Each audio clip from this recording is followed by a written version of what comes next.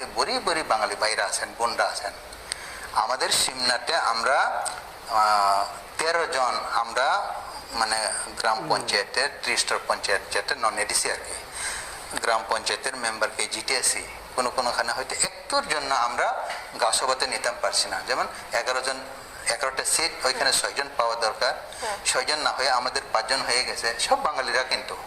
তো এইভাবে আমরা সবাইকে নিয়ে একটা পার্টি করছি এবং একটা মানে রাজ্য গঠন করার পরিকল্পনা তো করছি, যাতে সবাই শান্তিতে হোক, তার নিজের ন্যায্যতা পাক। এটাই হচ্ছে ত্রিপার্ল্যান্ডের আসল মানে মহাত্মা আর কি, মানে ইম্পর্টেন্স অফ ত্রিপার্ল্যান্ড। আসন্ন যে এডিসি নির্বাচন দেখা যাচ্ছে, আসন্ন এডিসি নির্বাচনকে কেন্দ্র করে এডিসি শাসিত রাজ্যের এলাকাগুলো থেকে প্রায় প্রতিনিয়তই একটা সন্ত্রাসের খবর উঠে আসছে। আপনি এর জন্য কাকে দায়ী করবেন? দেখুন, এটা রাজনৈতিক কিছু যার যার একটা থাকে।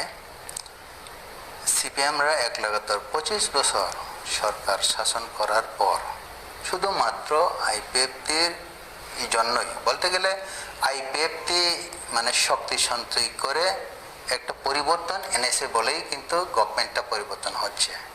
আমরা বিজেপি আইপিএফটি অ্যালায়েন্স হয়েছি, তারপরেও কিন্তু গভর্নমেন্ট চেঞ্জ করার পিছনে আইপিএফটির যথেষ্ট গুরুত্বপূর্ণ অবদান আছে। এটা আমি না বললেই হয়তো ভালো হতো, কারণ আমি নিজে আইপিএফটির এবং আমার পার্টিকে আমি মানে উপরে তুলে বলছি, এরকম হয়তো অনেকে বলবেন। মানে যারা রাজনীতিবিজ্ঞ, কি ত্রিপুরার হোক কি ভারতের হোক, তারা সবাই জানে এই ত্রিপুরাতে আইপিএফটি তারা অস্তিত্বের লড়াই করছে। তারা কোনো ক্ষমতার জন্য লড়াই করছে না, অস্তিত্বের লড়াই করছে।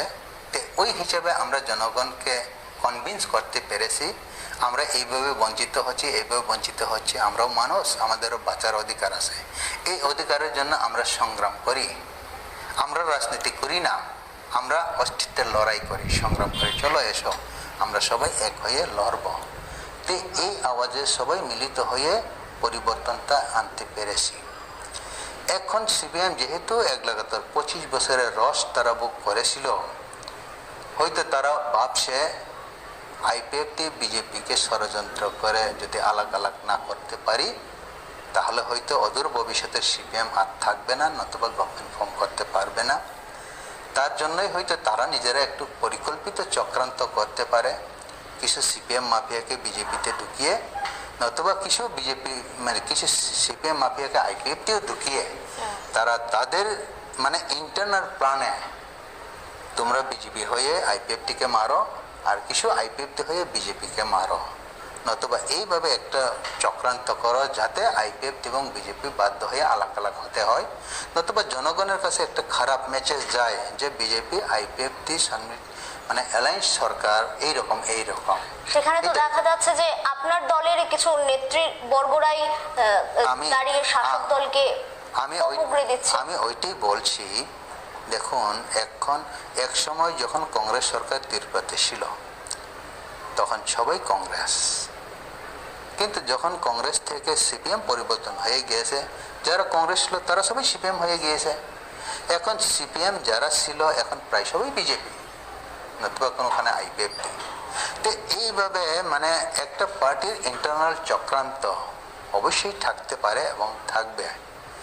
ইদানিং কিছু যা ঘটনা ঘটছে ওইটা রিয়েলি আসলে সিপিএম থেকে আসা কিছু গুন্ডা বাহিনী নতুবা দুষ্কৃতী বিজেপিতে জয়েন করেছে, তারা কিন্তু ওইভাবে করছে। আইপিএফটি বিজেপি কিন্তু চিন্তা করা দরকার। এখন আমরা মানে উন্নয়নের পক্ষে সংগ্রাম করি, অস্তিত্ব লড়াইয়ের মানে অস্তিত্ব রক্ষার স্বার্থে সংগ্রাম করি।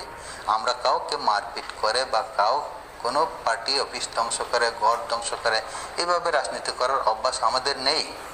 তো এইভাবে আমরা মানে আরও ক্লোজেস হওয়া দরকার, ওইটা আমরা নিজেরাও বলেছি।